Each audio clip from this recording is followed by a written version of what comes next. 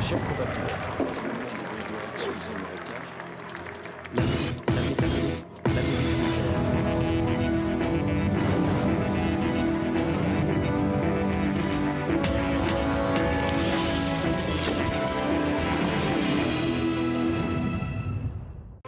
Regardez ce pauvre Eric Woerth, victime innocente de la calomnie, se défendre pour la 457e fois comme un fauve blessé. Mon nom est traîné dans la boue tous les jours, donc ça attire évidemment beaucoup de détraqués.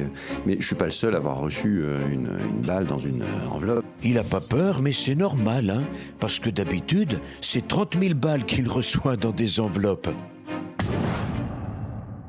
Vous le savez, hier, nous avons appris une triste nouvelle. Chacun comprendra que je tienne d'abord à rendre hommage à un grand artiste. Claude Chabrol était un grand auteur et un grand cinéaste. Je ne connaissais pas précisément l'œuvre de Claude Chabrol. J'ai toujours préféré l'école néo-réaliste d'outre-Atlantique à la nouvelle vague, les films d'auteurs US, de Steven Seagal et Chuck Norris. Alors pour Chabrol, à part qu'il était myope et qu'il aimait bouffer, je préfère céder la parole à Carla, mon épouse. Merci, chouchou. Oui, j'adorais Chabrol. Et d'ailleurs, lui, il n'aurait jamais osé me couper au montage comme Woody Allen.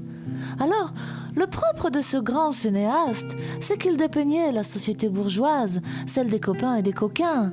Chaque politique avait son film culte dans la filmographie de Claude. Pour Chouchou, c'est bien sûr l'ivresse du pouvoir. L'œil de Vichy, c'est le film favori de Brice de l'Intérieur. Et Les Innocents aux mains sales, celui de La Fouine. À ne pas confondre avec L'œil du malin, qu'adore Jean-Marie Le Pen. Au cœur du mensonge, c'est le film favori d'Eric Woerth. Enfin, Dominique Strauss-Kahn a un faible pour Partie de plaisir, Folie bourgeoise.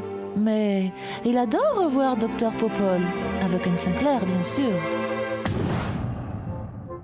Ce week-end, à Lascaux, tout le monde m'a trouvé très bizarre. Hein. Il faut dire que ma conscience cosmique s'est ouverte. Personne n'a rien compris à ce que je disais.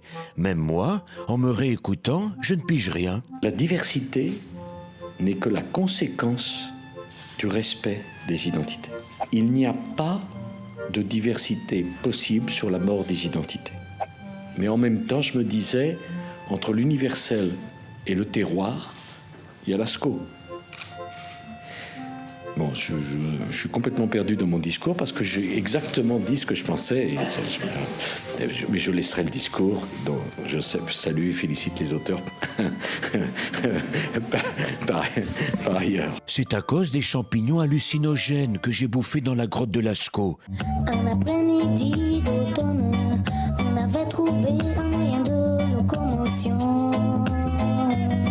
Alors on est parti à la cambrousse. Les champs étaient humides et suffisamment acides. C'était le bon moment pour aller cueillir des champignons.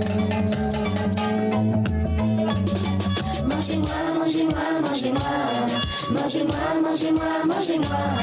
C'est le chant du silo qui suffit, qui joue avec les âmes et ouvre les volets de la perception. Il pleuvait beaucoup ce jour-là. Heureusement, on avait des capuches et surtout des pochons solides. Là-bas, les vaches nous regardaient d'un air complice et détendu. C'est la vraie grotte de Lascaux qu'on a visitée. Personne n'y va normalement. Donc, les champignons, ils avaient eu le temps de pousser. Je voyais même des trucs bizarres à la place des peintures rupestres.